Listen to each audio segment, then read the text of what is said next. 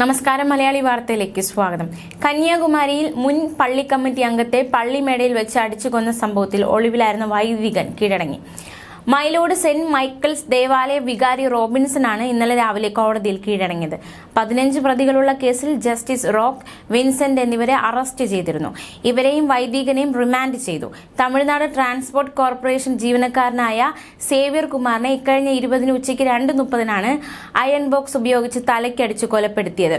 Xavier Kumar Tamil Nadu ട്രാൻസ്പോർട്ടിൽ മെക്കാനിക്കായിരുന്നു. ഇയാൾ നാം തമിഴർ പാർട്ടിയുടെ തക്കല മണ്ഡലം പ്രസിഡന്റ് കൂടിയാണ്. ഭാര്യ ജെമിനി ഡയോസിസ് സ്കൂളിലെ അധ്യാപികയാണ്.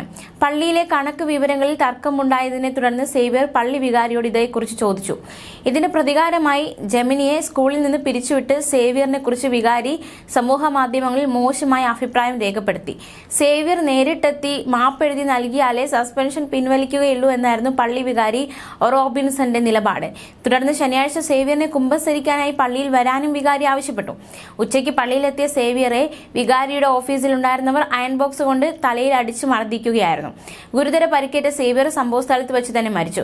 തുടർന്ന് പ്രതികൾ CCTV ഹാർഡ് ഡിസ്ക് കൈവശപ്പെടുത്തിയ ശേഷം രക്ഷപ്പെടുകയായിരുന്നു. സംഭവം അറിഞ്ഞ് സ്ഥലത്തെത്തിയ നാട്ടുകാർ മൃതദേഹം എടുക്കാൻ സമ്മതിക്കാതെ പോലീസിനെ തടഞ്ഞു. ASP പ്രവീൺ ഗൗതം സമരക്കാരോട് സംസാരിച്ചതിനെ തുടർന്ന് ഞായറാഴ്ച പുലർച്ചെ 3 മണിയോടെയാണ് മൃതദേഹം ഇൻക്വസ്റ്റിനായി നാഗർകോവിൽ ആശാരിപ്പള്ളം മെഡിക്കൽ കോളേജ് ആശുപത്രിയിലേക്ക് മാറ്റിയത്. ഇതിനിടെ പ്രതികൾക്കായി ജില്ലാ പോലീസ് മേധാവി സുന്ദരവദനത്തിന്റെ നേതൃത്വത്തിൽ 10 സ്പെഷ്യൽ ടീമുകൾ രൂപീകരിച്ച് തിരച്ചിൽ തുടങ്ങുകയും ചെയ്തു. പ്രതികളെ പിടികൂടാത്തതിലും വികാരികളെ സസ്പെൻഡ് ചെയ്യാത്തതിലും പ്രതിഷേധിച്ച് ബന്ധുക്കളും നാം തമിഴർ പ്രവർത്തകരും കരിങ്കൊടിയുമായി കുഴിത്തുറ RC ഡയോസിസ് ഓഫീസ് ഉപരോധിച്ചിരുന്നു. പോലീസും സമരക്കാരും ചേർന്ന് നടത്തിയ സംഭാഷണത്തിൽ ഡയോസിസിൽ നിന്ന് സമരം താൽക്കാലികമായി പിൻവലിച്ചു. ആംബുലൻസ് വിളിച്ച് സേവ്യർ കുമാറിന്റെ മൃതദേഹം പോസ്റ്റ്മോർട്ടത്തിനായി ആശാരിപ്പള്ളം സർക്കാർ മെഡിക്കൽ കോളേജ് ആശുപത്രിയിലേക്ക് കൊണ്ടുപോകാൻ പോലീസ് സൗകര്യമൊരുക്കിയിരുന്നു. എന്നാൽ ഇതിനെ എതിർത്ത സേവ്യർ കുമാറിന്റെ ബന്ധുക്കളും നാം തമിഴർ കക്ഷിയും പോലീസുമായി വാക്കേറ്റമുണ്ടായി.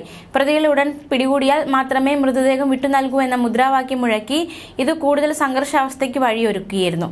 തുടർന്ന് 11 മണിക്കൂറുകൾക്ക് ശേഷമാണ് മൃതദേഹം പോലീസിന് മാറ്റാനായത്. കഴിഞ്ഞയാഴ്ച രമേശ് ബാബു സേവ്യർ കുമാറിനെ മൊബൈൽ ഫോണിൽ അധിക്ഷേപിക്കുകയും കൊല്ലുമെന്ന് ഭീഷണിപ്പെടുത്തുകയും ചെയ്തിരുന്നു. സേവ്യർ കുമാർ പോലീസിൽ പരാതി നൽകിയെങ്കിലും നടപടിയുണ്ടായില്ല. സംഭവത്തിൽ ഉൾപ്പെട്ട എല്ലാവരെയും ഉടൻ അറസ്റ്റ് ചെയ്തില്ലെങ്കിൽ തമിഴ്നാട്ടിലുടനീളം പ്രതിഷേധം സംഘടിപ്പിക്കുമെന്ന് നാം തമിഴർ പ്രവർത്തകർ വ്യക്തമാക്കിയിരുന്നു. സംഘർഷാവസ്ഥ നിലനിൽക്കുന്നതിനെ തുടർന്ന് ഇവിടെ പോലീസിനെ വിന്യസിച്ചിരുന്നു. പള്ളിമേടയ്ക്ക് സമീപം രക്തം വാർന്ന നിലയിലാണ് സേവ്യറിനെ കണ്ടെത്തിയത്.